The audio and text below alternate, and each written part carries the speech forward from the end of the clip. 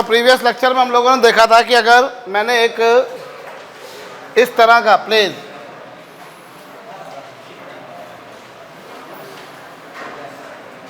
सबसे आखिर में अपन ने क्या देखा था कि इस तरह का अगर मैंने लेंस लिया जिसकी दोनों सरफेसेस एक दूसरे के पैरेलल हैं, तो इसकी फोकल लेंथ कितनी आई थी? इन्फिनिटी आई थी। ओए, इसकी फोकल लेंथ कितनी आई थी? फोकल लेंथ का मतलब होता है इनफाइनाइट से आने वाली जो लाइट रेज होती है, जिन्हें हम पैरेक्शियल लाइट रेज बोलते हैं। तो इनफाइनाइट से आने वाली लाइट रेज फाइनली जहाँ प्रिंसिपल एक्सिस को मिलती है या मिलती हुई अपेयर होती है, वो कहलाती है फोकल लेंथ। बोलो, अब इसकी फोकल लेंथ कितनी आ रही है? क्या अर्थ क्या है इसका? इसका अर्थ ये है कि जैसे हमने इस पर जब लाइट रेज इंसिडेंट करी, हमने इस पर पैरेलल लाइट रेज इंसिडेंट करी, तो ये क्या करेगा? कुछ ऐसे बेंड कर दिया इसने, कुछ ऐसे बेंड कर दिया, और बाद में ऐसा कर दिया, इसने बेंड कर दिया उसको, बोलिए, और उसके बाद में फिर से ये क्या करेगा? ये ऐसे पैरेलल कर देगा। जब मैं कह रहा हूँ कि इसकी फोकल लेंथ इन्फिनिटी आ रही है, तो इसका मतलब भी समझ में आ जाए तो बेहतर होगा, क्योंकि देखो प्रश्न कहीं से भी उठकर आएगा, अल्टीमेटली उन्हीं फंडामेंटल्स पर। तुमको एक ऐसे ही क्वेश्चन दे दिया, विच ऑफ फॉलोइंग रे diagram is illustrated correctly, simple, इनमें से कौन सा रे डायग्राम सही है, सिर्फ ऐसा क्वेश्चन पूछ लिया। अब अपने को पैरेक्शियल मतलब अपने को मालूम है कि इसकी फोकल लेंथ इन्फिनिटी है, तो इसका सिग्निफिकेंस भी तो समझो क्या है। क्या कह रहा हूँ मैं, समझ में आ रही है मेरी बात? अब अगर तुम्हारे पास में ये लेंस ऐसा दे रखा होता, सपोज करो ये लेंस ऐसा दे रखा होता, और इस पर मैं पैरेलल लाइट रेज इंसिडेंट करता, तो इसका काम क्या होता? लाइट रेज को कन्वर्ज करने का। आप देखो ना, कॉन्वेक्स है कि नहीं है, तो ये कन्वर्ज करेगा, ये कन्वर्ज करेगा, और बाद में क्या हो जाएगा? ऐसा हो जाएगा। समझ रहे मेरी बात को? बोलिए, कुछ ऐसा कर दिया मैंने, ऐसी स्लैब ले ली। मैंने आपको बताया था जो सन ग्लासेस होते हैं, सन ग्लासेस में जो सरफेसेस होती हैं वो दोनों एक दूसरे की क्या होती हैं? तो यहाँ देखो, चूंकि ये ऐसी है तो यहाँ तो सीधी की सीधी निकल जानी है, वहाँ कम से कम कुछ लेटरल डिस्प्लेसमेंट तो आ रहा था, यहाँ तो लेटरल डिस्प्लेसमेंट भी नहीं आएगा। नॉर्मली इंसिडेंट हुई तो साहब नॉर्मली निकलनी है, angle of incidence zero, angle of refraction भी जीरो। ये वो केस होता है जिसमें स्नेल्स लॉ एप्लीकेबल होता ही नहीं है। कहो, बात समझ में आ रही है या नहीं आ रही भैया? तो ये जो हमारे को रे डायग्राम वगैरह इस तरह से हमको मतलब प्रश्न देखो कुछ भी पूछ सकते हैं तुम्हारे से, बड़ा सिंपल सा उन्होंने पूछ लिया है कि कौन सा रे डायग्राम तुम्हारा करेक्टली इलस्ट्रेट हो रहा है। तो भैया चूंकि कॉनकेव है तो इसका काम होता है डाइवर्ज करने का। कहिए, कुछ इस तरह से रहा। यहाँ पर तुम देखो तो इसने थोड़ा सा पास में लाया, लेकिन फिर फाइनली वापस से भाई इनफाइनाइट से आने वाली लाइट रेज फाइनली जहाँ जाकर मिलेंगी या मिलती हुई अपेयर होंगी उसे बोलते हैं इमेज, उसे बोलते हैं फोकस। और इसकी फोकल लेंथ इन्फिनिटी, उसका तात्पर्य क्या है कि इन्फिनिटी से जो लाइट रेज आई थी फाइनली वो कहाँ जाएंगी? इन्फिनिटी पर। बोलो, देखो कि अपन ने ये सही बनाया है यहाँ पर, क्योंकि जब नॉर्मल बनेगा तो यहाँ नॉर्मल कैसा बनेगा इस केस में? हाँ, तो लाइट ऐसे जा रही थी तो वो टूवर्ड्स नॉर्मल बेंड होगी ना, और यहाँ पर फिर अवे फ्रॉम नॉर्मल बेंड होगी। ठीक बनाए, मैं ये नॉर्मल है इसका, क्योंकि ये सेंटर ऑफ कर्वेचर है ना, तो लाइट रे जब रेयर मीडियम से डेंस अगर नहीं जाता, मीडियम चेंज नहीं होता तो सीधे निकल जाती। जब रेयर से डेंसर में गई तो वो कहाँ बेंड होगी? और यहाँ पर वापस से अवे फ्रॉम द नॉर्मल। ठीक जी, हो गया?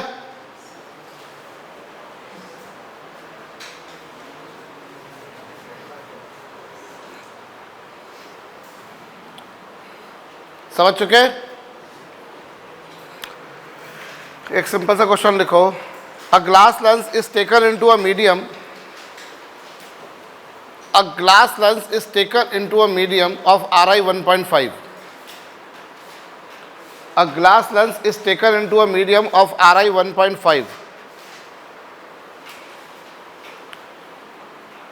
a glass lens is taken into a medium of RI 1.5, determine its focal length in that medium, determine its focal length in that medium. Sir, 1.5 refractive index medium by lens medium का है। और glass lens is taken into a medium of refractive index 1.5। ठीक है, ये refractive index किसका दे रखा तुम्हें? 1.5, medium का। Determine its focal length in that medium.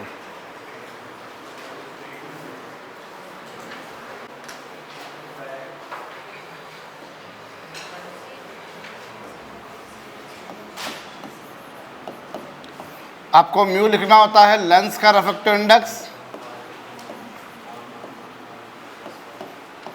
Minus medium का। लेंस आपको जब म्यू लिखना है फार्मूले में, तो म्यू किसका लिखना है? लेंस का अपॉन मीडियम का, से इनटू उसकी रेडियस ऑफ कर्वेचर कितनी, कितना आ रहा है ये 0 हो गया, तो पावर 0 हो गई और फोकल लेंथ कितनी हो गई उसकी? इन्फिनिटी। बोलिए क्या मतलब हुआ इसका? कि अगर कभी मैं किसी लेंस को उतने ही रिफ्रैक्टिव इंडेक्स के मीडियम में ले जाऊं जितना उसका खुद का है, तो फोकल लेंथ कितनी आएगी उसकी? अर्थात वो एक पैरेलल ग्लास स्लैब की तरह काम करेगा। अभी तुमने क्या देखा? तुमने देखा ना एक पैरेलल ग्लास स्लैब की फोकल लेंथ इन्फिनिटी होती है। तुमने क्या देखा भैया? एक पैरेलल ग्लास स्लैब की फोकल लेंथ कितनी होती है? इन्फिनिटी होती है। बोला तुमने? तो आपने क्या देखा कि जब कभी लेंस को जितना रिफ्रैक्टिव इंडेक्स लेंस का खुद का है कार्तिक है, उतना ही मीडियम का है, अगर उसमें ले गए तो फोकल लेंथ कितनी हो जानी? सही है उसकी इन्फिनिटी हो जानी है। पावर कितनी हो जानी है? 0 हो जानी है। If a lens is taken into a medium of same refractive index, then its focal length will become infinity, that is it will work like a parallel glass slab. इसको दूसरी भाषा में समझो तो ओरली मुंह जबानी हो सकता था। बहुत लाजमी सी बात है, ध्यान दीजिए, बहुत वाजिब सी बात है। तुम्हारे पास में ये कोई लेंस है, इसका आर आई जो भी है, अब इतने ही आर आई के मीडियम में ले गया मैं, इतने ही आर आई के मीडियम में, I am taking this into a medium of same refractive index. मैं उतने ही रिफ्रैक्टिव इंडेक्स के मीडियम में ले गया, तो लेंस भी वही है, मीडियम भी वही है। भाई लाइट रे डेविएट होती क्यों है? Because of change of medium. समझो जरा कॉन्सेप्चुअल इस बात को समझो, light rays deviated because of change of medium. अब यहाँ मीडियम वही है जो यहाँ है, वही यहाँ है, तो मीडियम में तो जनाब कोई चेंज ही नहीं आ रहा। और मीडियम में जब कोई चेंज नहीं आ रहा तो काहे लाइट रे डेविएट होगी? क्या लाइट रे डेविएट होगी? नहीं होगी। भाई लाइट रे डेविएट इसलिए होती है ना क्योंकि माध्यम में परिवर्तन आता है, because there is a change in medium, and if there is no change in medium, why the hell light ray is going to get deviated? Light ray deviate क्यों होगी? लाइट रे के डेविएट होने का एक सिंपल सा reason है, माध्यम का परिवर्तित होना। क्या मीडियम चेंज हो रहा है? हो रहा है, तो फिर क्या लाइट रे डेविएट होगी? तो उसकी फोकल लेंथ आएगी इन्फिनिटी और पावर कितनी आएगी? 0। तो यदि कभी किसी लेंस को उतने ही रिफ्रैक्टिव इंडेक्स के मीडियम में ले जाओ तो उसकी फोकल लेंथ कितनी हो जाएगी? इन्फिनिटी। 0 नहीं हो जाएगी गलती से भी, क्योंकि वहाँ एक ऑप्शन होगा, खर्च से लगाओगे -1 हो जाएगा, खर्च से लगाओगे, फोकल लेंथ इन्फिनिटी आएगी, पावर 0 आएगी। फोकल लेंथ 0 तो संभव ही नहीं है भैया, फोकल लेंथ 0 तो संभव ही नहीं है। पावर इन्फिनिटी, इनफाइनाइट पावर का लेंस, बाप रे क्या ही हो जाएगा। बेहतरीन पावर जो है दुनिया में जितने लेंसेज होते हैं, तुम एप्पल का फ़ोन लाओ या किसी का भी XYZ तुम कोई भी लाओ, सबसे बढ़िया लेंस इस दुनिया का अगर कोई है तो वो कौन सा है मालूम तुम्हारे को?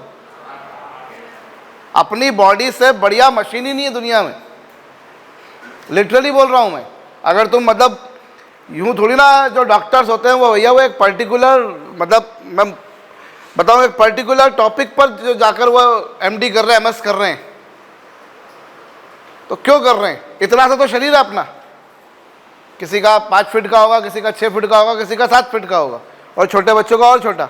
लेकिन काहे मतलब इसको सीरियसली समझो तुम इस बात को कि क्या कारण है, इतने सारे सैकड़ों टॉपिक्स पर स्पेशलाइजेशन हो रहा है, सैकड़ों टॉपिक पे। लिटरली हमारी बॉडी से बड़ी मशीन नहीं है, बढ़िया मशीन नहीं है, भगवान ने पता नहीं कैसे बनाई है यार।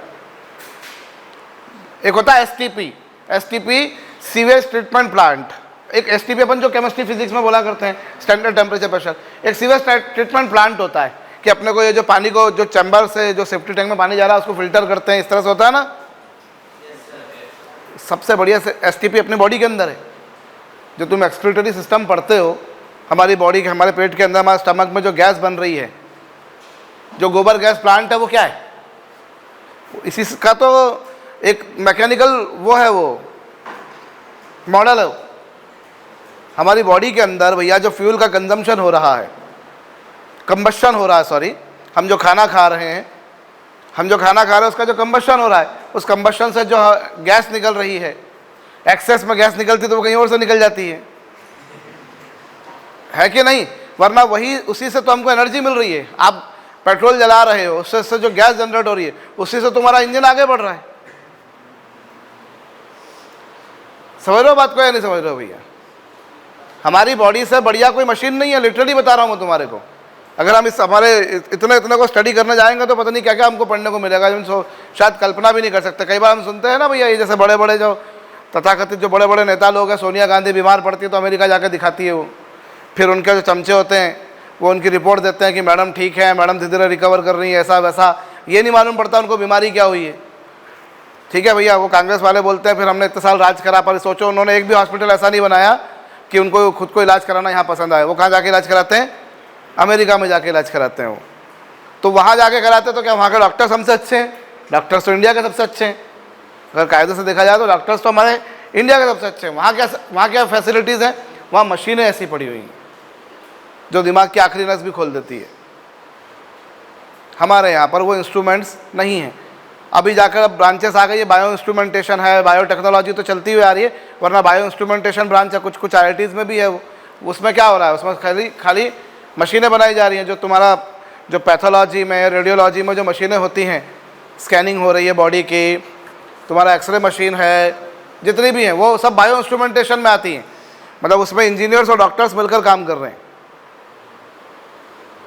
Engineers and doctors are working together, क्योंकि डॉक्टर्स मेडिकल साइंस बताएंगे और इंजीनियर उनका इलेक्ट्रॉनिक्स बढ़ाएंगे, उसमें मैकेनिकल की अगर कहीं जरूरत पड़ेगी तो उसको बढ़ाएंगे, कंप्यूटर साइंस को बढ़ाएंगे, रोबोटिक्स को बढ़ाएंगे, AI को बढ़ाएंगे। AI तो पूरा तुम्हें मालूम है पूरा किस पर है? पूरा डाटा पर बेस्ड ही है। पूरा डाटा पर बेस्ड ही है भैया, कि अगर बोन टूटी है तो वो कैसे मालूम पड़ेगा? क्योंकि उनके पास में एक डायग्राम वो वाला है जिसमें बिना टूटी हुई बोन है और एक जैसा, तो दोनों में डिस्टिंग्विश करेंगे तो अपने को मालूम पड़ेगा। वो बचपन में पढ़ते थे ना कॉमिक्स में या अखबारों में, अंतर पहचानिए, 5 अंतर पहचानिए, 10 अंतर पहचानिए। हम तो हिंदी मीडियम में पढ़ते थे, तो हिंदी मीडियम वाले पढ़ते थे भैया, डिस्टिंग्विशिंग अदरवाइज। तो वो क्या होते हैं? वो यही होते हैं बेसिकली। तो अगर उसको करने जाओगे तो मालूम पड़ेगा कि अच्छा ये सब चीज़ें तो वही हैं। एक्सरे स्पेक्ट्रोस्कोपी जो हम एक्सरे अपन एक तो इसके लिए तो पहचानते हैं कि हमारी कोई बोन टूटी कि नहीं टूटी है, लेकिन उस एक्सरे स्पेक्ट्रोस्कोपी का यूज़ तुम लोग ऑर्गेनिक कंपाउंड का स्ट्रक्चर जानने में करते हो। कहीं वो खूब बड़ी बहुत सारी बातें हो जाएंगी उसके अंदर, पर मसले की बात यह है कि अपनी बॉडी से बढ़िया कोई मशीन नहीं, और हमारी आँख से अच्छा कोई लेंस नहीं। बहुत इन्फाइनाइट मेगापिक्सल का लेंस है ये, तो ये जो पिक्चर कैप्चर करता है वो अलग ही होती है। ठीक है, अभी वापस से यहाँ आ रहा हूँ, मुझे नहीं मालूम बेटा। अब वो अभी देखो ऐसा तो क्या होता है, वो IQ टेस्ट करने की भी मशीनें होती हैं। एक तुम लोगों ने शायद से वो एक टेस्ट भी करवाया होगा, एक होता है टेस्ट आजकल, IQ टेस्ट तो होता ही है, इसके अलावा भी कोरोना टेस्ट तो ठीक है, एक बड़ा कॉमन सा टेस्ट होता है, वो आजकल बहुत बच्चे करवाते हैं। वो बच्चे, अरे यार कौन सी फील्ड में जाना चाहिए, क्या करना चाहिए, वो रिपोर्ट वगैरह बनती है 25 नहीं,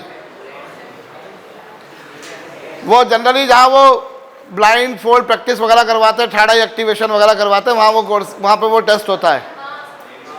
मैं नाम भूल रहा हूँ उसका, करवाया होगा डेफिनेटली, किसी ने नहीं करवाया, नेक्स्ट टू इम्पॉसिबल यार। होता है कि वो बच्चा जो है वो कौन सा करियर में क्या करना चाहिए, इसको लॉ में जाना चाहिए, पॉलिटिक्स में जाना चाहिए, इंजीनियरिंग में जाना चाहिए, मेडिकल में जाना चाहिए, वो बताता है। है नहीं, बहुत कॉमन है वो। उससे वो बेसिकली वो टेस्ट करते हैं अलग अलग, और उसके बेसिस पर वो बताते हैं कि आपको किस करियर में जाना चाहिए, आपके लिए क्या सूटेबल है। पर देखो दुनिया में कोई भी चीज़ जो है ना वो स्थायी नहीं, नथिंग इज स्टेबल और यू से स्टडी, ये चेंज होती रहेगी। उस टेस्ट से यही मालूम पड़ता है एक्चुअली। तो उस पर्टिकुलर एज पर जैसे तुम अगर है तो मालूम पड़ जाएगा कि तुम्हें किस पर जाना चाहिए, पर जरूरी नहीं है कि वैसा होगा ही। अच्छा, किसी का आईक्यू लेवल ज़्यादा भी आ गया तो जरूरी नहीं कि उसका आईक्यू लेवल ज़्यादा ही होगा, क्योंकि वो जो टेस्ट होते हैं वो कुछ डाटा के बेसिस पर होते हैं,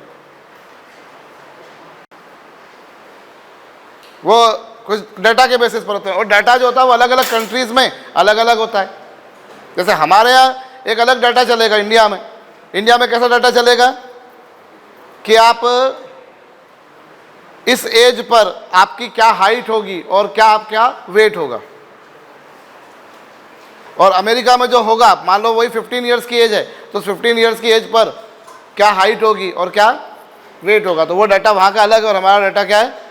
इसीलिए दो अलग अलग कंट्रीज़ के एक जैसे इंटेलिजेंस वाले लोग भी होंगे तो दोनों के आईक्यू लेवल्स अलग अलग रिफ्लेक्ट होंगे।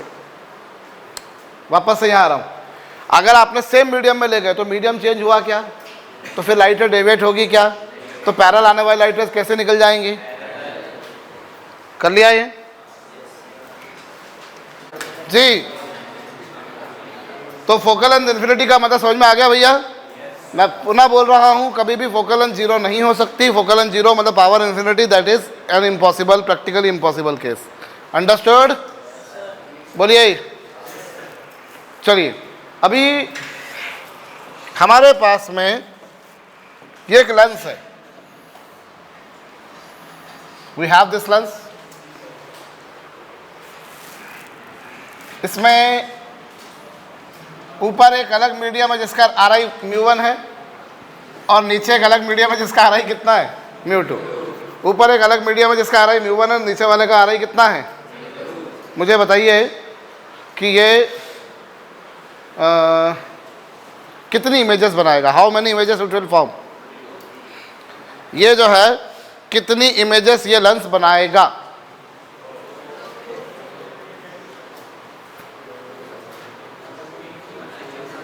कितनी इमेजेस ये बनाएगा, चलो बोलो प्रियवंश, क्यों बनाएगा दो। बहुत बढ़िया। एक लेंस कौन सी, एक तो कौन सा बनाएगा, जैसे ये तुमने लेंस लिया तो एक तो ये बनाएगा। एक ऊपर वाले लेंस की फोकल लेंथ कितनी आएगी, 1/f1 इज इक्वल टू कितना,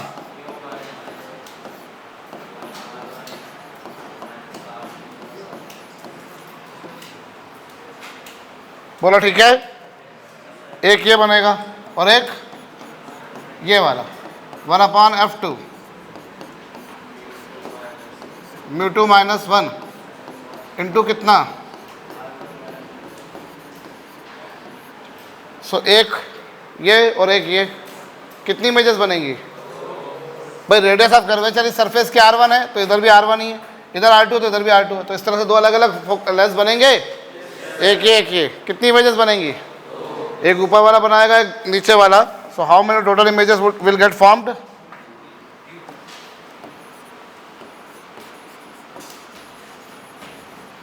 टू इमेजेस। बोलो, बहुत अच्छी बात। चलो अभी सुनिएगा, अभी यहां पर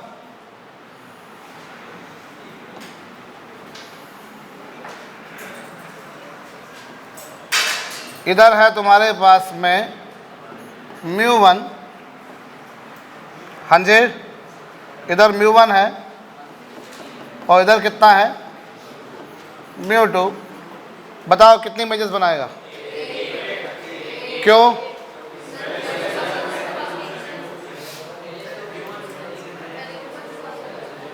एक इसने बनानी है एक इसने बनानी है, दो अलग अलग लेंसेस हैं यहाँ पर।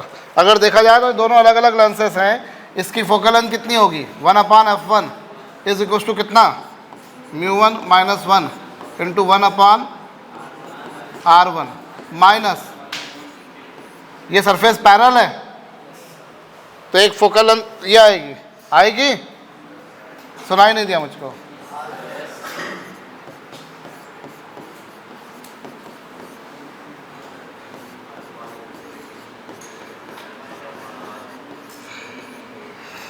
ये जो लेफ्ट हैंड वाला लेफ्ट हैंड वाला जो लेंस है, जो लेफ्ट हैंड वाला लेंस है उसकी फोकल लेंथ ये आई, और जो राइट हैंड वाला उसकी फोकल लेंथ ये आई। So these two are two different lenses of focal length f1 and f2।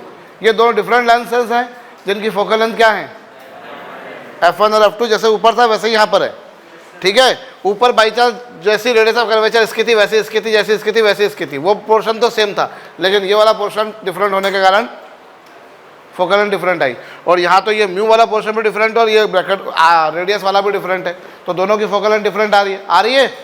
तो वहाँ दो लेंसेज बने थे, यहाँ भी दो लेंस बने, वहाँ दो इमेजेस बनी, यहाँ कितनी इमेजेस बनेंगी, क्यों एक बनेंगी, क्योंकि वो दो बनेंगे। सही बात है, दो लेंसेज हैं यहाँ पर, लेकिन वो दोनों मिलकर सिंगल लेंस बना रहे हैं।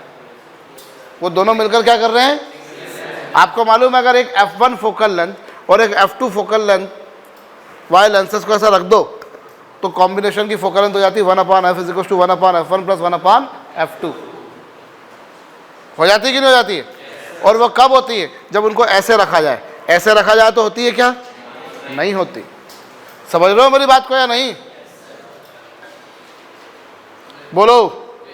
अगर तुमने लेंसेज को ऐसे रखा तो फोकल लेंथ दोनों मिलकर एक रिजल्टेंट लेंस बनाते हैं, लेकिन जब ऐसे रखोगे तो क्या दोनों मिलकर एक रिजल्टेंट लेंस बनाएंगे? नहीं बनाएंगे सर। अंडरस्टूड? करिए। यहां ये समझिए, पुनः बोल रहा हूं कि अगर मैंने दो लेंसेस, जैसे एक लेंस ये लिया, लिसन, एक लेंस मैंने ये ले लिया और एक लेंस मैंने ये ले लिया।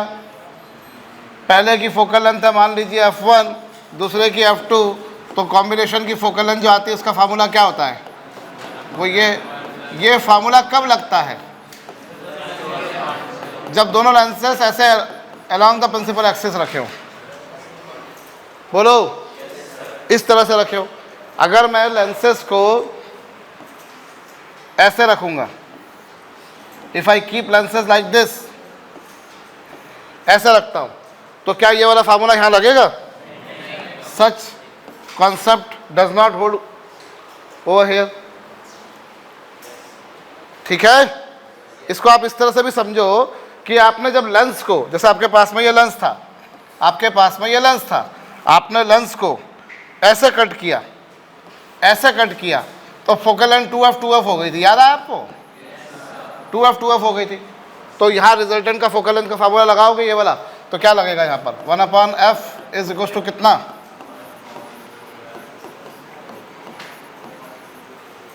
1/f1 + 1/f2। इस केस में लगता है। लेकिन if I cut same lens, अगर मैंने इस लेंस को ऐसे कट किया, if I cut lens like this, तो फिर तो फोकल लेंथ दोनों की कितनी होगी, f ही होगी। फिर ये वाला फार्मूला लग पाएगा क्या? नहीं लगता। मैं जो कह रहा हूं वो समझ में आ रही है मेरी बात? इफ यू कट लेंस, आपने ऐसे कट किया तो फोकल लेंथ 2f हो गई, पावर हाफ हो गई, p/2 तो पावर p/2 हो गई, तो नेट पावर कितनी आई थी? ओरिजिनल लेंस की p आई थी कि नहीं आई थी? लेकिन यहां तो क्या होता है, यहां तो पावर वैसी की वैसी रहती है ना। बोलो। सो अगर लेंसेज को इस तरह से ज्वाइन करते हो तो फोकल लेंथ आ जाएगी 2f। लेकिन अगर तुमने उनको ऐसे रखा तब तो ये आइडेंटिटी नहीं लग पाएगी। ठीक है, तो यहाँ क्या होगा, अगर मैं तुमसे पूछूं यहाँ कितनी इमेजेस बनेंगी? फाइनल इमेज इस केस में एक ही बनने वाली है। यहाँ कितनी बनेगी? 2 बनेंगी। क्यों 2 बनेंगी? ऊपर वाला अलग है और नीचे वाला अलग है, बट यहाँ दोनों मिलकर the two in combined manner will make a single lens. कर लिया?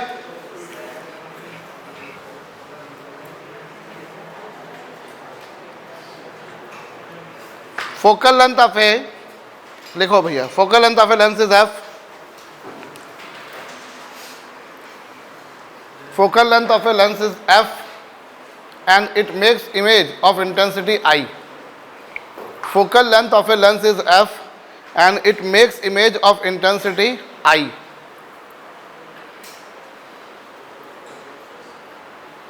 focal length of a lens is f and it makes image of intensity I. A transparent, sorry, an opaque paper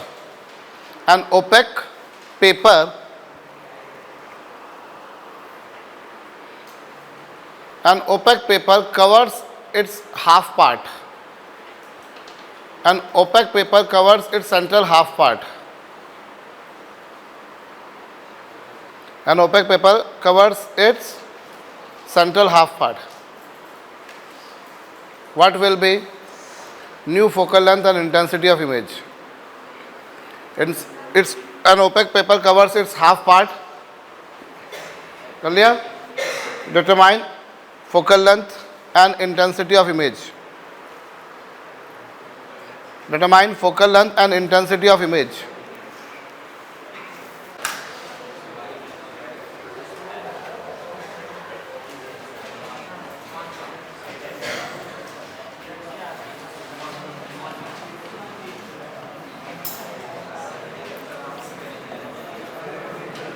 इसकी focal length कितनी भैया?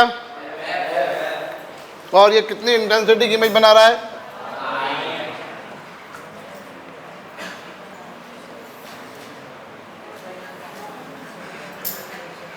इसका central half part, ओए central half part पर मैंने क्या लगा दिया? ऐसा एक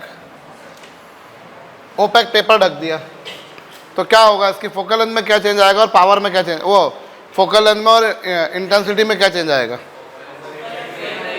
फोकल लेंथ क्या हो जाएगी? सेम रहेगी, क्योंकि फोकल लेंथ क्या होती है? फोकल लेंथ होती है 1/f is equal to mu minus 1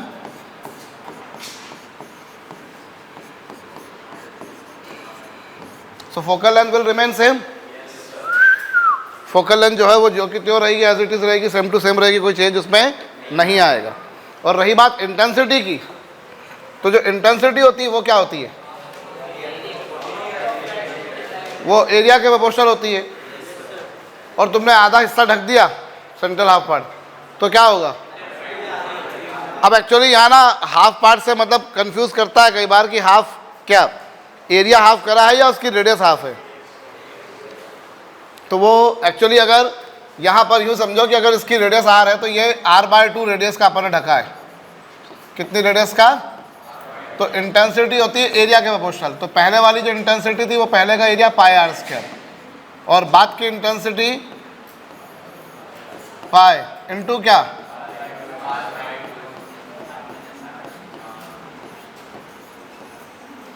कुछ समझ में आया? इन दोनों का मैं क्या ले लेता हूँ?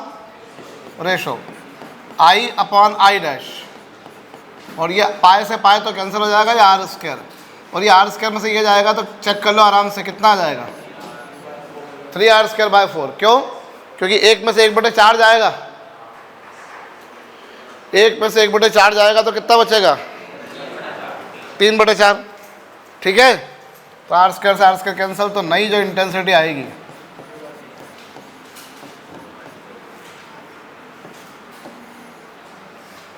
वो पहले की कितने गुनी हो जाएगी? 3/4. बोलो, समझ गए?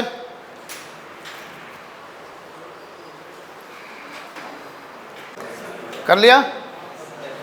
तो जो इंटेंसिटी है वो पहले की कितने टाइम्स हो रही है? 3/4 टाइम्स. बोलो, ठीक? समझ में आ गया ना भैया? ये चलो सुनो, अभी जो फोकल लेंथ है वो है mu minus 1 into 1/r1 minus कितना? 1/r2. बोलो, ये हम जानते हैं. और इससे हम क्या पा रहे हैं? इससे हम ये पा रहे हैं कि जो फोकल लेंथ है you see is inversely varying with mu. Focal length mu के साथ में कैसे वेरी कर रही है? कैसे इनवर्सली वेरी कर रही है? एफ नीचे म्यू ऊपर है. बोलो, फोकल लेंथ म्यू के इन्वर्सली वेरी कर रही है, और इतना तो मैं पहले से जानता हूं कि जो म्यू है वो वेवलेंथ के डायरेक्टली प्रोपोर्शनल है, वो इन्वर्सली प्रोपोर्शनल है। बोलो, इस बेसिस पर तुमको क्या मालूम पड़ा? फोकल लेंथ लेमडा के क्या है, अर्थात लेमडा जितनी ज्यादा फोकल लेंथ उतनी ज्यादा। कहो, लेमडा की वैल्यू जितनी ज्यादा फोकल लेंथ उतनी ज्यादा।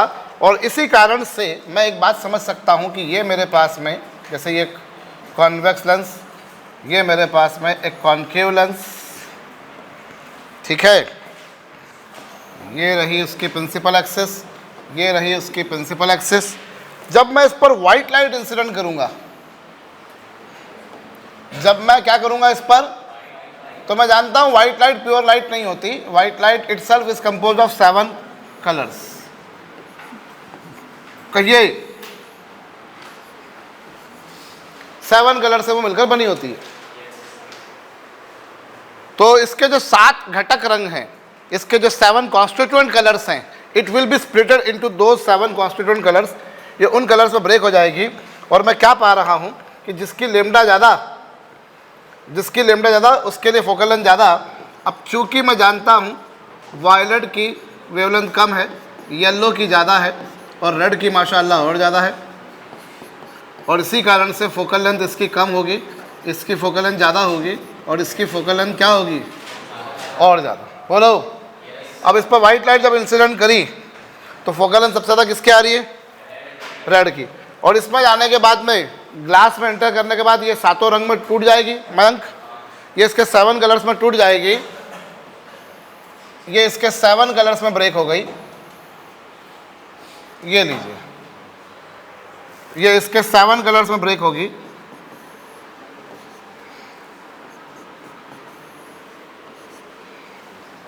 ये रेड निकला इस तरीके से, ठीक है। फिर कौन सा, ये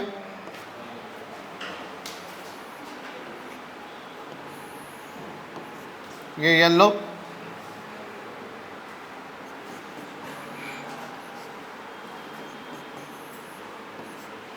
ये येलो, और फिर क्या,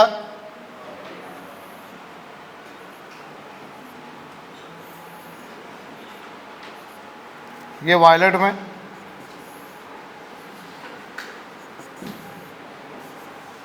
ये वायलेट में।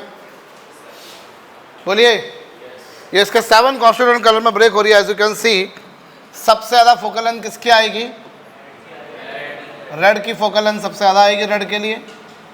बोलिए, येलो के लिए रिलेटिवली क्या आ रही है, कम आ रही है, और वायलेट के लिए और भी कम आ रही है। बोलिए, आप देख सकते हैं रेड के लिए फोकल लेंथ क्या आ रही है, ज़्यादा आ रही है। येलो के लिए क्या आ रही है, कम आ रही है, और वायलेट के लिए फोकल लेंथ और भी क्या आ रही है। तो जो डिस्पर्शन ऑफ लाइट होता है, प्रकाश का वर्ण विक्षेपण, जिसमें वो वाइट कलर उसके 7 कॉन्स्टिट्यूएंट कलर में ब्रेक हो जाती है, तो वो डिस्पर्शन ऑफ लाइट केवल प्रिज्म में नहीं होता, लेंस में भी होता है। मसले की बात यह है कि वो किसी भी डिस्पर्सिव मीडियम में होता है। मसले की बात यह है कि वो ऐसे किसी भी मीडियम में होता है जिसमें डिफरेंट कलर की लाइट की स्पीड डिफरेंट हो। मैंने आपको डिस्पर्सिव मीडियम की डेफिनेशन बताई थी कि ऐसा कोई भी मीडियम जिसमें all 7 colours move with different speed, उसे हम बोला करते हैं क्या, डिस्पर्सिव मीडियम। कहो, एयर या वैक्यूम डिस्पर्सिव नहीं होते क्योंकि उसमें 7 रंग एक ही स्पीड से चलते हैं। एयर या वैक्यूम जो होती है वो डिस्पर्सिव मीडियम नहीं होती क्योंकि उसमें 7 कलर्स कैसे चलते हैं, सेम स्पीड से। लेकिन जब बात आती है किसकी, पानी की, ग्लास की, डायमंड की, और किसी भी मीडियम की, तो उनमें 7 रंग क्या होंगे, अलग स्पीड से चलेंगे। तो ये मत सोचिए कि जो डिस्पर्शन है वो प्रिज्म में ही होता है। एक सिंपल सा कोई कांच का टुकड़ा जिसकी शेप ना प्रिज्म जैसी है ना लेंस जैसी, कुछ भी नहीं है, एक कैसा भी कांच का टुकड़ा क्यों ना हो, कोई भी शेप हो सकती है, कोई एक रेगुलर शेप हो या कोई इरेगुलर शेप हो, जब उसमें व्हाइट लाइट पास करोगे तो उसको 7 कलर्स में वो ब्रेक करेगा। बोलो, इसने क्या करा, इसको उसके 7 कॉन्स्टिट्यूएंट कलर्स में क्या कर दिया, ब्रेक कर दिया। It has splitted into its 7 constituent colours. क्या करा पाटीदार इसने, उसके 7 कॉन्स्टिट्यूएंट कलर में ब्रेक कर दिया है। सबसे ज़्यादा रेड जो है सबसे ज़्यादा फोकल लेंथ लेके बैठा हुआ है, और वायलेट की सबसे कम है केतन, येलो उनके इंटरमीडिएट है, आप जानते हो। बोलिए, नहीं आ समझ में? तो dispersion of light does not occur in prism only, dispersion of light occurs in every medium से। तो जब मैंने लेंस पर वाइट लाइट इंसिडेंट करी, जब मैंने लेंस पर क्या करा, तो इसने क्या करा वाइट लाइट को, इसने वाइट लाइट को उसके 7 कॉन्स्टिट्यूएंट कलर्स में ब्रेक कर दिया।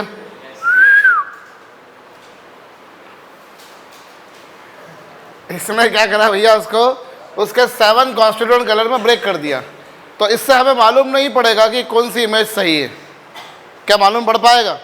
मान लो किसी ऑब्जेक्ट को वाइट लाइट से इल्यूमिनेट किया जाए तो मालूम पड़ेगा कि ये लेंस जो है उसकी 7 अलग अलग इमेजेस बनाएगा। कितना जटिल हो जाएगा, कितना कठिन, कितना कॉम्प्लेक्स हो जाएगा मेरे लिए पहचान करना इस बात की कि इनमें से कौन सी इमेज सही है। तो बाई चांस मैंने 3 इमेजेस बनाई, अदरवाइज 7 बनेंगी विद ग्योर। मैंने तो खाली वायलेट ले लिया, येलो ले लिया और रेड ले लिया, ऑरेंज, ग्रीन, ब्लू, इंडिगो तो लिया ही नहीं मैंने। बोला मैंने ऑरेंज नहीं लिया है, बोला था मैंने ऑरेंज भी। ठीक है भैया, तो यहाँ 7 डिफरेंट इमेजेस बनेंगी। It would be quite difficult for me to जज, to identify, to predict which of these 7 images is correct one. 7 अलग अलग इमेजेस बनेंगी जो हमारे लिए एक तरह का हमें पहचान करने में दिक्कत देगा। तो ये देखा जाए तो ये लेंस का अपने आप में एक डिफेक्ट है, एक लेंस में एक अपने आप में एक दोष है, और उस डिफेक्ट को हम लोग कहते होते हैं क्रोमैटिक। क्रोमैटिक क्योंकि अलग अलग क्रोम्स मिल रहे हैं आपको, अलग अलग कलर मिल रहे हैं। मैं पहले बता चुका हूँ क्रोम का मतलब होता है कलर। तो अलग अलग डिफेक्ट मिलेंगे जिसे हम बोला करते हैं क्या, इस डिफेक्ट को हम बोला करते हैं क्रोमैटिक एबरेशन। क्या बोलते हैं इसको हम? Chromatic aberration. What do you mean by chromatic aberration? Chromatic aberration क्या है? इसमें आपको क्या मिल रहे हैं? 7 अलग अलग कलर्स मिल रहे हैं। हाँ जी, आपको 7 अलग अलग रंग मिल रहे हैं भैया इसमें। तो ये अपने आप में एक तरह का डिफेक्ट है, एक दोष है। इस डिफेक्ट को हम क्या बोला करते हैं? Chromatic aberration. एबरेशन का अर्थ, तात्पर्य, मीनिंग, सिग्निफिकेंस आपको मैंने बताया डिफेक्ट होता है। अंडरस्टूड?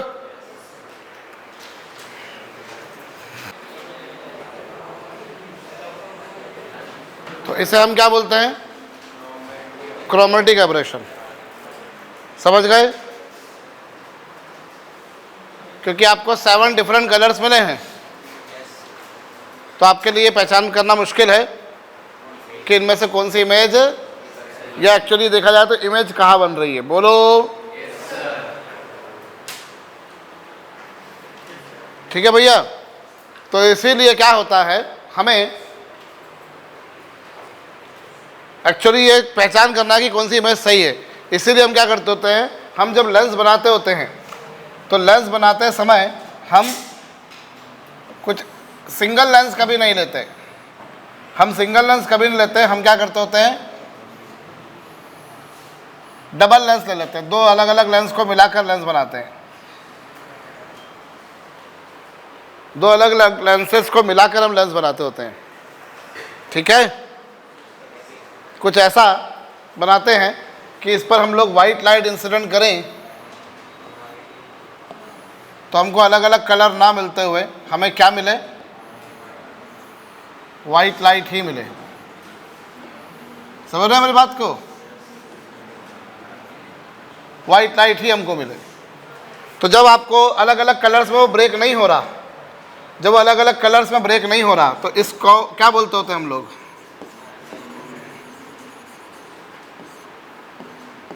आक्रोमेटिक। आक्रोमेटिक क्यों नाम दिया? मुझे अलग अलग क्रोम नहीं मिल रहे, मुझे अलग अलग कलर्स, इसीलिए इसको आक्रोमेटिक नाम दिया। आक्रोमेटिक।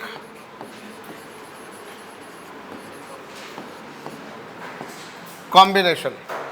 इसे अक्रोमेटिक कॉम्बिनेशन कहा जाता है। आपको ध्यान हो प्रिज्म में भी हमने देखा था दो तरह का, एक था डिस्पर्शन विदाउट डेविएशन जो कि डायरेक्ट विजन स्पेक्ट्रोस्कोप में यूज होता था, और एक था डेविएशन विदाउट डिस्पर्शन जिसे तुम अक्रोमेटिक कॉम्बिनेशन भी कहा करते थे।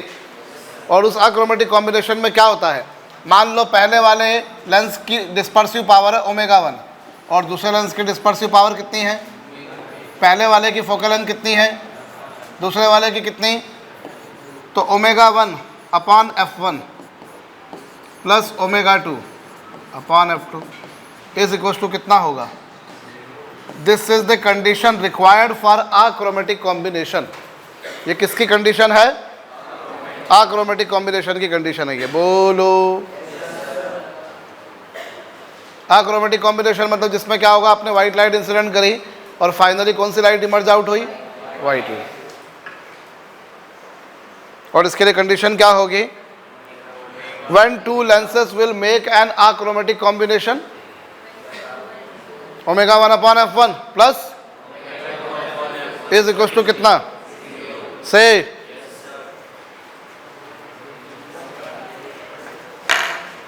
बोलते जाओ। ऐसा कोई वो नहीं कि पहला कॉन्वेक्स या बाद में कॉनकेव, दैट डजंट मैटर। हाँ ठीक है ना, कोई बात नहीं ना। एक की फोकल लेंथ पॉजिटिव आएगी, एक की फोकल लेंथ नेगेटिव होगी, तभी तो जाके समेशन 0 होगा वाले।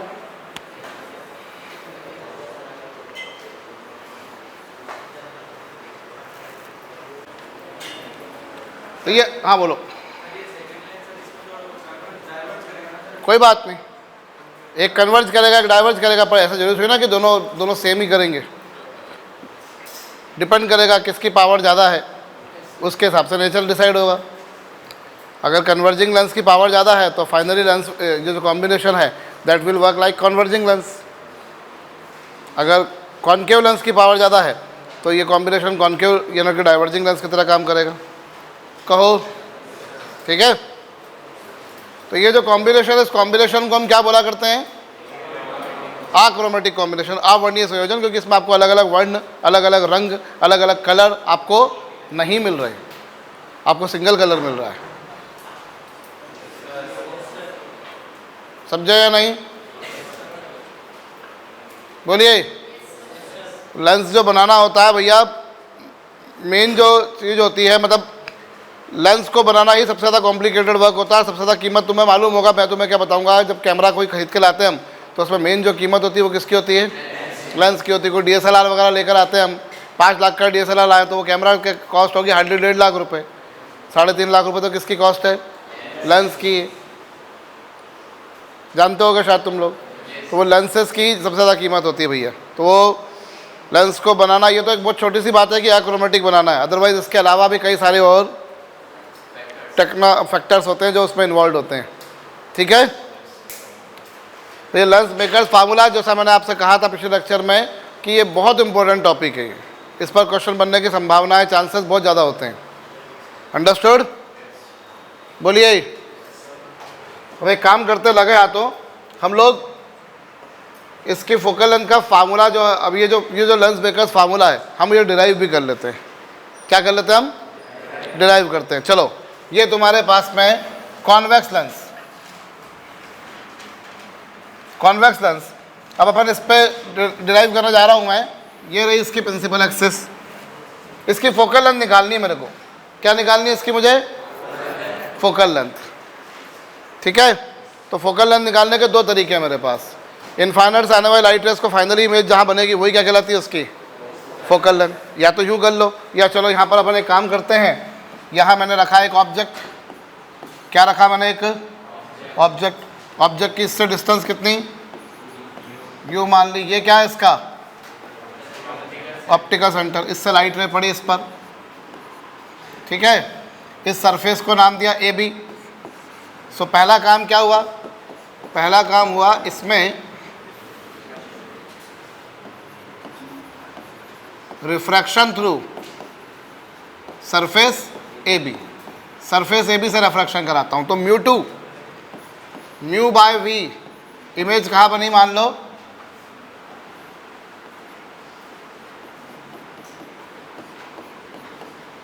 कितनी डिस्टेंस पे बनी मान लो ये इमेज? पहली सरफेस ए बी से रिफ्रैक्शन हुआ, तो पहले सरफेस ए बी से रिफ्रैक्शन हुआ तो म्यू टू बाय वी, भाई कर्व सरफेस से रिफ्रैक्शन होता तो क्या लगाते हो तुम? म्यू टू बाय,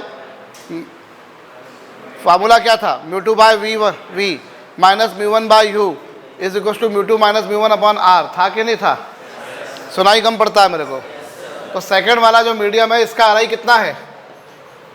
तो mu two by we minus mu one by you is equal to कितना? Mu two minus mu one upon कितना? R one. ये तुम्हारी क्वेश्चन नंबर फर्स्ट हो गई। इसे कौन सी क्वेश्चन नाम दिया मैंने? फर्स्ट। अभी मैं बिना साइन कन्वेंशन के कर रहा हूं।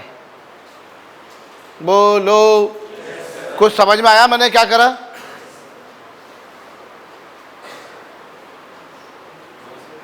भाई पहले तुमने कौन सी सरफेस से रिफ्रैक्शन करवाया? ए बी से। तो फार्मूला क्या लगता है? Mu two by V. V मतलब इमेज कितनी डिस्टेंस बनाई? इसने कितनी डिस्टेंस पे इमेज बनाई? v1 पर। बोलो ना यार। तो mu two by we minus mu one, first medium क्या है? Upon U. यू कितना? यू है वो ऑब्जेक्ट की डिस्टेंस। बोलो ना यार। Is equal to mu two minus mu one upon R. समझ गए? ये पहली सरफेस। अब उसके बाद में रिफ्रैक्शन किससे होगा? दूसरी सरफेस। इसको क्या नाम दिया? फिर सी डी से रिफ्रैक्शन होगा। तो सरफेस सी डी रिफ्रैक्शन कराएगी और मान लो ये कितनी डिस्टेंस पर बनी इमेज? वी डिस्टेंस पर। तो अब पहला रिफ्रैक्शन तुमने वहां से करवाया था, अभी तुम रिफ्रैक्शन कहां से करवा रहे हो? सुनाई नहीं दिया मुझे। तो mu two by we minus mu one by U. Second surface C D को क्या लगेगा? सेकेंड सरफेस सी डी को क्या लगेगा? लाइट रे कहां से आ रही है? सो आई वन सी डी के लिए किसकी तरह काम करेगी? इतनी बार पढ़ लिया कि अब तो मतलब ये हो जाना चाहिए फटाक से। कम से कम 10 प्रॉब्लम कर चुके अपन कि पहले ने जो रिफ्रैक्शन करके इमेज बनाई वो दूसरे के लिए ऑब्जेक्ट की तरह काम करती है। तो म्यू टू, अब सी डी सरफेस के लिए म्यू टू कितना है? Mu two by we minus mu one, पहला मीडियम ये। यू कितना? Is equal to mu two minus mu. बोलो, इसको कौन सी इक्वेशन नाम दिया? कुछ समझ में आया मैंने क्या करा? अरे समझ में आया कि नहीं? बोला करो भैया। अभी पहली इक्वेशन और दूसरी इक्वेशन दोनों को मैं योग कर देता हूँ, दोनों को एडिशन कर देता हूँ। एडिशन करूंगा तो ये दोनों आपस में क्या हो जाएंगे? और इन दोनों का एडिशन किया तो 1 by we minus 1 by you is equal to क्या? उत्थे कितना आंदा पिया भाई थोड़े कोल? Mu minus 1 upon r one, 1 minus mu upon क्या? इसे मैं अगर ऐसा लिखूं कि mu minus 1 upon r one minus mu minus 1 upon क्या? इन दोनों में से मैंने क्या कॉमन निकाला?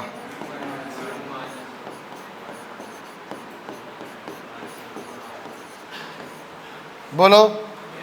और लेफ्ट हैंड साइड पे क्या आ रहा है? बोलो, आ रहा है कि नहीं? और बचपन में पढ़ाया गया था कि 1 by mu minus 1 by you is to 1 by F होता है। पढ़ाया गया था कि नहीं? तो 1 अपॉन एफ हो जाएगा। और इज इक्वल टू कितना?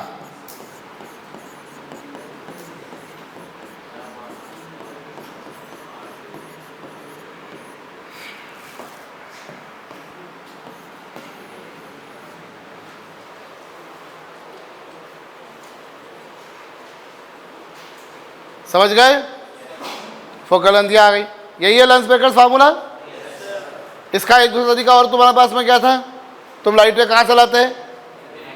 इन्फिनिटी से। इन्फिनिटी से आ रही थी लाइट रे और फाइनली जहाँ मिलती वो फोकस हो जाता। बोलो ना। ठीक है? तो फोकल लेंथ का फार्मूला हमारे पास में क्या आ गया भैया? क्लियर? ये लेंस ब्रेकर्स फार्मूला है जो बिल्कुल आंखें गड़ा कर देखो, आंखें गड़ा कर देखो तो ये तुम पाओगे कि ये फार्मूला सिर्फ और सिर्फ थिन लेंस के लगता है। इस जगह अपन ने ऐसा कहाँ बोला कि थिन लेंस है? अपन ने तो कहीं बोला ही नहीं, फिर भी अपन ने प्रूव कर दिया। लेंस मेकर्स फार्मूला चाहे जिस लेंस के लिए नहीं लगता, आप कॉन्वेक्स लेंस के लगाओ, कॉनकेव लेंस के लगाओ, कोई पंगा नहीं, लेकिन लगेगा किसके लिए?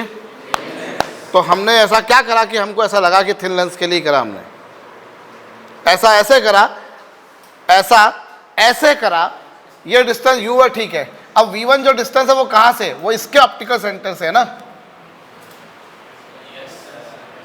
गौर कर लेना मेरी बात को, मैं जो कह रहा हूं, वो जो v1 डिस्टेंस है वो इसके ऑप्टिकल सेंटर से, और जब तुमने इसके ऑप्टिकल सेंटर से ली तब भी तुमने v1 ही लिखा उसको। मैं जो कह रहा हूं समझ रहे हो? ये डेरिवेशन 12th क्लास में पूछा जा सकता है। आप समझना यहां पर मैं क्या बोल रहा हूं। v1 जो डिस्टेंस लिए मैंने वो कहां से लिए? हम जब यहां लगाते हैं mu by we minus 1 by U, mu 2 by we minus mu 1 by you is equal to mu 2 minus mu 1 upon R, तो कहां से डिस्टेंस लेते हैं? पोल से लेते हैं पोल से।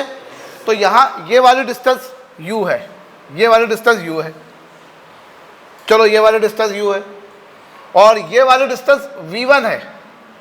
फिर जब आपने इसके लिए करा तो तुम नेचुरल पाओगे कि ये v1 से कम आएगी, आएगी कि नहीं आएगी? पर तुमने दोनों बार यहां से तुमने v1 लिखा और यहां से भी v1 ही लिखा कि नहीं लिखा? लिखा ना v1 ही। फिर ये मानकर चल रहे हो कि ये डिस्टेंस तो कुछ है ही नहीं। दूसरी भाषा में यूं कहा जाए कि डिस्टेंस है ही नहीं, मतलब डिस्टेंस बहुत कम है। तीसरी भाषा में यूं कहा जाए कि लेंस बहुत ही थिन लेंस है। अरे बोलो, मेरी हाँ में हाँ मत मिलाओ, दिमाग लगाओ। मेरा दिमाग नहीं लगाओगे तो कुछ मतलब नहीं इस क्लास का, सब फालतू बात। अरे मैंने बोला u तो वो यहां से डिस्टेंस होती है। जब मैंने बोला v1 तो वो यहां से, चलो यहां से v1 डिस्टेंस है, एक्चुअली वो यहां से थी, यहां से v1 डिस्टेंस थी, ये वाली, ये डिस्टेंस v1 थी भैया। लेकिन जब मैं यहां से लेने गया, इसके पोल से लेने गया, तब भी मैंने v1 ही लिखा वहां पर, देखो। तो इसका मतलब है मैं ये मानकर चल रहा हूं कि ये दूरी भी v1 और ये दूरी v1 है, अर्थात ये दूरी है ही नहीं, अर्थात ये लेंस बहुत ही पतला है। बोलो, समझ गए? तो ये बहुत घसीट के कहा जाता है कि lens makers formula is applicable only for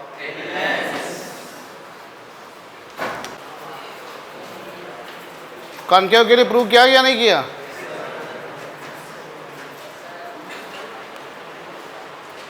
क्या करूंगा मैं यहां पर?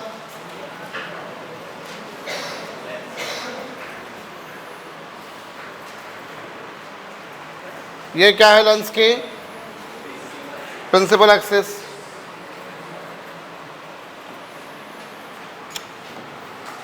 ये मैंने मान लो ऑब्जेक्ट रखा,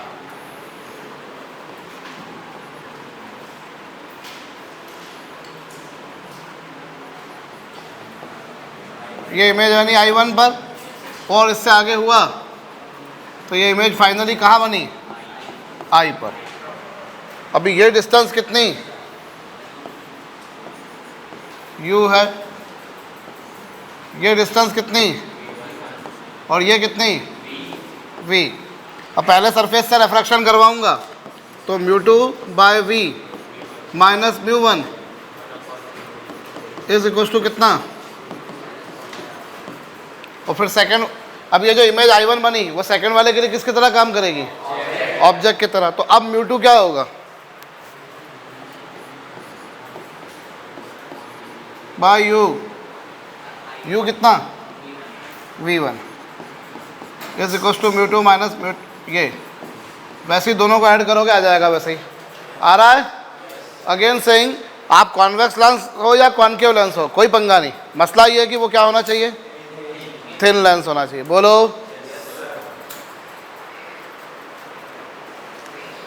जोड़ दीजिए दोनों को, पिछली बार जैसे ही। दोनों को ऐड करके तुम खुद कर लोगे? चलो, एक फोकल लेंथ बताओ तुम। यहां पर ये लेंस है,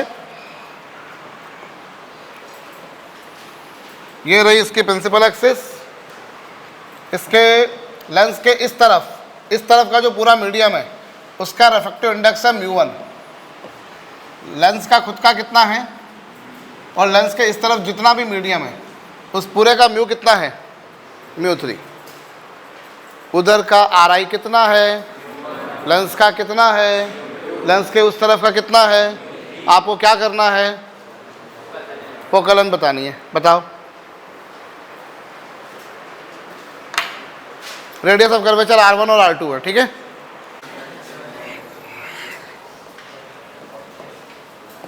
ये रहा ऑब्जेक्ट, ये लाइट रेस पर पड़ी, ये ऐसा इमेज बनती कहाँ पर, I1 पर, फिर वापस से यहाँ पर कुछ ऐसी पिक्चर बनेगी। जी सर, सर ये वाली डिस्टेंस कितनी, u, ये डिस्टेंस कितनी और ये कितनी, v। अब ये क्वेश्चन लगाता हूँ मैं, μ2 by v minus μ1 by u is equal to μ2 minus μ1। और पहली वाली सरफेस की रेडियस ऑफ कर्वेचर कितनी।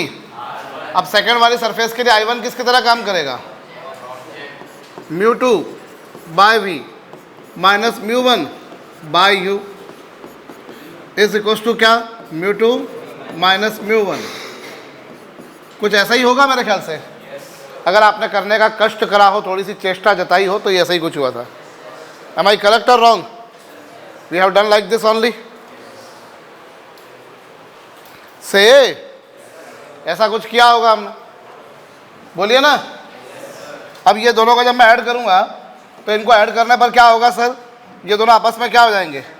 लेकिन पंगा ये है कि यहाँ पर वो 1/f का एक्सप्रेशन नहीं आ पाएगा, क्योंकि जब मैं ऐसा करता हूँ तो मुझे क्या मिलता है, μ3 by v minus is equal to μ3 minus μ1 upon क्या, μ3 माइनस μ2 माइनस μ1 अपॉन क्या, R1 प्लस क्या,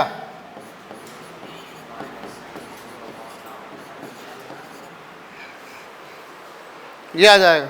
अब समस्या है कि 1/f का एक्सप्रेशन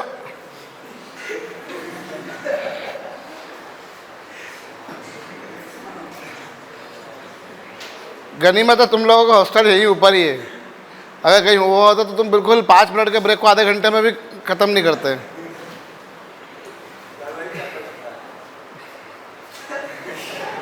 उसकी चप्पल चुरा ली तुमने।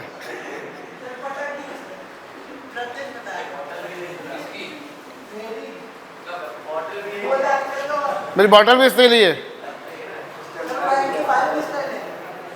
मेरे, चलो तुम इधर आ जाओ अभी। अब इससे समस्या क्या आ रही है, 1/f का एक्सप्रेशन नहीं आ पाएगा। आ पा रहा है क्या, नहीं आ पा रहा। आ पा रहा है क्या 1/f का एक्सप्रेशन, सुनाई कम पड़ता है मेरे को, नहीं आ रहा। देखो ना, उलझ जाएगी गाड़ी मेरी यहाँ पर। Sumit, you are saying something, बोलो बेटा, कुछ कह रहे हो, कुछ कहना चाह रहे हो तो कहो। μ3 और μ1 नहीं है, वो तो μ3 और μ1 ही है। अगर वो 1 है तब तो फिर मैं काहे डिराइव कराता, वो तो कर ही लिया ना अभी थोड़ी देर पहले अपन ने, वो तो कर ही लिया। अभी तो μ3 और μ1 दोनों डिफरेंट है, क्या करेंगे हम, हु विल से। भाई पिछले केस में हो गया वो आसानी से, यहाँ गाड़ी रुक रही है मेरी। आप जरा समझो मैं जो कहना चाह रहा हूँ आपसे।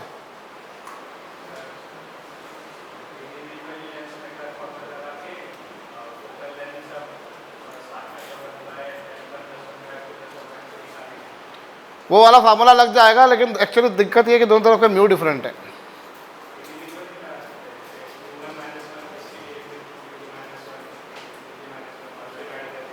नहीं सुनाई दिया मुझे, वापस बोलो।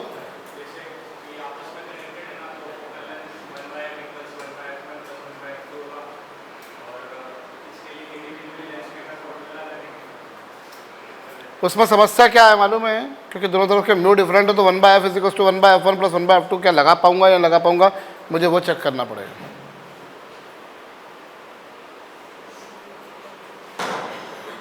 यहाँ गाड़ी कहाँ रुक रही है मालूम है आपको, कहाँ दिक्कत आ रही है, समझ में आ रही है बात या नहीं आ रही है। क्या तुम इसके आगे प्रोसीड कर सकते हो, फोकल लेंथ निकाल पा रहे हो इससे। जिन्होंने ये भी ट्राई नहीं करा उनको तो चुल्लू पर पानी में डूब मरना चाहिए, मैं क्लियर बोल रहा हूँ।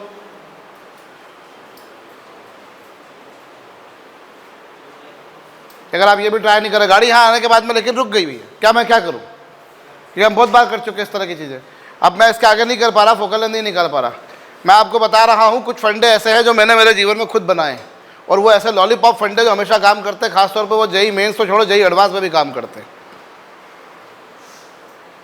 मैंने आपको एक सिंपल तरीका बताया था, यहाँ खड़ा था मैं और मैंने बोला था दुनिया की कितनी कॉम्प्लिकेटेड प्रॉब्लम क्यों ना हो, कोई भी ऑप्टिकल सिस्टम क्यों ना हो, उसकी फोकल लेंथ निकालने का एक सिंपल ललित भैया वाला तरीका।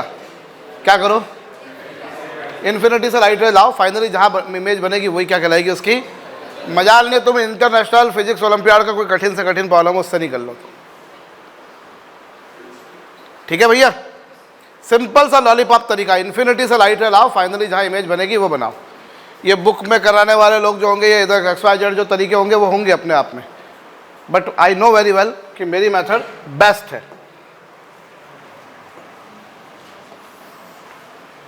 आप सिंपल सा काम आपने करना है, क्या, ये रही प्रिंसिपल एक्सिस, इस तरफ का RI कितना μ1, इस लेंस का कितना μ2 और इसका कितना μ3। अब किया क्या मैंने जनाब, मैं यहाँ इन्फिनिटी से लाइट रे लाया, अगर ये मीडियम चेंज नहीं होता तो सीधी निकल जाती, पर मीडियम चेंज हो गया जनाब। मीडियम क्या हो गया, चेंज हो गया, मीडियम चेंज हो गया, तो लाइट ये जो है वो क्या होगी, यहाँ इमेज बनती कितनी डिस्टेंस पे बनती, v1। तो पहली वाली सरफेस से रिफ्रैक्शन कराया, μ2 by v minus μ1 by u is equal to कितना, μ2 माइनस μ1 अपॉन क्या, ये। अब वो जो इमेज I1 बनी वो दूसरे सरफेस के लिए किसकी तरह काम करेगी, फिर ये इससे रिफ्रैक्शन वापस से होगा, बोलो। और इन्फिनिटी से आने वाले लाइट रे की इमेज जहाँ फाइनली बनती है ना जनाब, उसको फोकल लेंथ कहते हैं। इन्फिनिटी से आने वाले लाइट रे की फाइनली जहाँ इमेज बनती है उसे तुम क्या नाम से पुकारते हो, फोकल लेंथ। तो क्या होगा, μ2 by v minus μ1 by u is equal to μ2 minus μ1 upon क्या, बोलो कुछ समझ में आया मैंने क्या करा? अरे जो I1 इमेज बनी वो सेकंड सरफेस के लिए किसकी तरह काम करेगी, सुनाई नहीं दिया मुझको, ऑब्जेक्ट की तरह काम करेगी। तो μ2 बाय v फाइनली इमेज बनी v पर, माइनस μ1 है ये, u कितना ऑब्जेक्ट की डिस्टेंस वो ये, μ2 माइनस μ1 अपॉन दिस। फाइनली जहाँ इमेज बनेगी, इन्फिनिटी पर ऑब्जेक्ट रखा था, फाइनली जहाँ इमेज बनेगी उसकी डिस्टेंस कोई बड़े बुजुर्गों ने क्या नाम दिया, सिंपल। मैं बोल रहा हूँ तुम्हारे पास कितना जटिल से जटिल प्रॉब्लम क्यों ना हो, खटक से होती है, इन्फिनिटी से लाइट रे लाओ, जहाँ रिफ्रैक्शन हो रहा है करवाओ, जहाँ रिफ्लेक्शन हो रहा है करवाओ, करते करते करते फाइनली लाइट रे जहाँ मिलेगी या मिलती हुई अपेयर होगी वहाँ पर बनती है फोकल लेंथ। सिंपल, ये लीजिए। अभी इन दोनों इक्वेशंस को क्या कर दिया मैंने, ऐड कर दिया। ये पहली और दूसरी इक्वेशन, ये पहली इक्वेशन है सर, सर ये दूसरी इक्वेशन है सर, सर दोनों को ऐड करो सर, सर ऐड करोगे तो ये दोनों आपस में क्या हो जाएंगे, बस। अब ये कितना आ गया, μ3 by f is equal to कितना आया, μ2 माइनस μ1 अपॉन f1 प्लस कितना, अरे मैं गलती करता हूँ तो कितना अच्छे से तुमको ध्यान आता है ना, और तुम गलती करते हो तो, और मैं गलती करता हूँ तुम खुश हो जाते होगे कि हाँ आया सर से क्या करने का मौका। हाँ वो समझ गए जो समझने वाले थे, ठीक है भैया। और सर को पता भी नहीं चला। चलो भाई, ये आ गई फोकल लेंथ। किसी ज़माने में जेई एडवांस में ये प्रॉब्लम आई है मेरे ख्याल से, लुच्ची सी प्रॉब्लम है, 2 स्टेप की 3 स्टेप की, और लोग बोलते हैं IIT डिफ़िकल्ट है। ठीक है भैया, अगर हम ये समझ रहे हैं क्या होता है, आप ना बहुत सीधी सीधी बात बता रहा हूँ मैं आपको। जब आप जेई एडवांस देने जाते हो ना, तो जेई एडवांस वो क्रिकेट मैच है जिसमें आपको सारी बॉल पर शॉट नहीं मारने होते, आपको कुछ चुनिंदा बॉल पर शॉट मारना। आपको दिख रहा है ना सामने वाला बॉलर ऐसा है जो आपको तंग कर रहा है, तो ईगो पे मत लो, उस बॉलर को छोड़ दो, कोई बात नहीं, तेरे को छोड़ा बेटा, लेकिन तेरे बाद जो आएगा मैं उसको निपटाऊंगा। ये होता है कई बार, हम ईगो पाल लेते हैं कि नहीं तेरे को मार के दिखाऊंगा, तो गलत फहमी रहती है वो। ठीक है, अपने को लग रहा है कि कुछ टॉपिक्स ऐसे हैं, ठीक है भैया, ऑप्टिक्स बहुत बड़ा टॉपिक है, लगता है अरे बाप रे इतना बड़ा टॉपिक है, इतना बड़ा टॉपिक है, छोड़ देंगे कोई बात नहीं, ठीक है, लेकिन जेई एडवांस में 10% देखा जाता है। कितने परसेंट? 10%।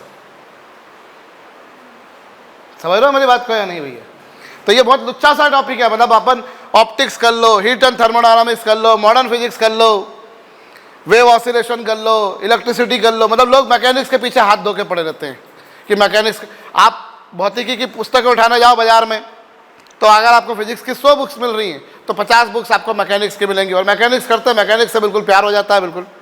लेकिन दिक्कत यह है कि मैकेनिक्स में बिल्कुल लटका लटका कर मारते हैं अच्छी तरीके से। मैकेनिक्स में डिफिकल्टी लाने की कोई लिमिट ही नहीं है। ऑप्टिक्स में बहुत आसानी से काम हो जाता है, बहुत आसानी से काम हो जाता है, खटाक से प्रॉब्लम नहीं पड़ जाती, देर भी नहीं लगता है।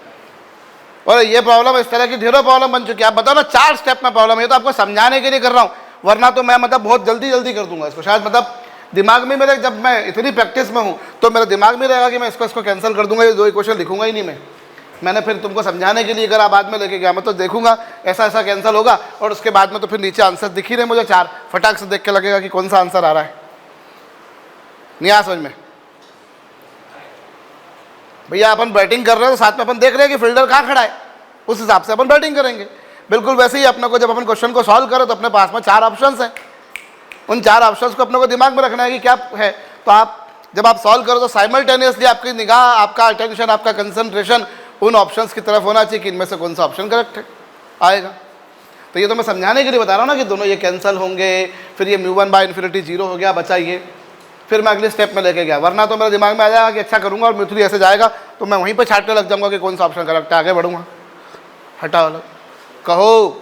हालांकि ये प्रॉब्लम तो किसी उस जमाने में आई थी जब जेई एडवांस सब्जेक्टिव हुआ करती थी। कोई भी जटिल से जटिल प्रॉब्लम क्यों ना हो, सिंपल सा तरीका अपनाना है, इन्फिनिटी से लाइट रे लाओ। जो अपन ने पिछले 2 फार्मूला डिराइव करे, ये फार्मूला डिराइव करे कि नहीं करे पेपर ने, ये वाले यहां पर भी यही कर सकते थे कि कहां से लाता कृष्णा में लाइट रे, पैरेक्शल लाइट रे लाता, इन्फाइनाइट से लाइट रे लाता, और जहां जाकर मिलती वो या मिलती हुई अपेयर होती, वहीं क्या बन जाती है, तो फोकल लेंथ हो जाती। समझ में आ रही बात? जो हम कई बार एक सेंटेंसेस में फंडामेंटल्स बोलते हैं ना भैया, ये बड़े काम के होते हैं।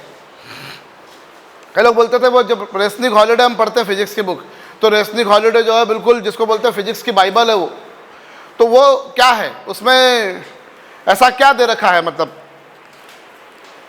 ऐसा क्या दे रखा है उसके अंदर की जो उसको इतना महत्व दिया जाता है उस पुस्तक को। तो उन्होंने सिंगल लाइन में कॉन्सेप्ट ही बोले, और उन कॉन्सेप्ट के ऊपर ही प्रॉब्लम्स बनती हैं, और हजारों प्रॉब्लम्स बनती हैं उनके ऊपर। आप देखो ना, एक सिंपल सा कॉन्सेप्ट आपको मैंने बोला, इन्फिनिटी से लाइट रे लाओ, फाइनली जहां मिलेगी या मिलती हुई अपेयर होगी वहां क्या बनती है, फोकल लेंथ। अंडरस्टूड? कर लीजिए नोट।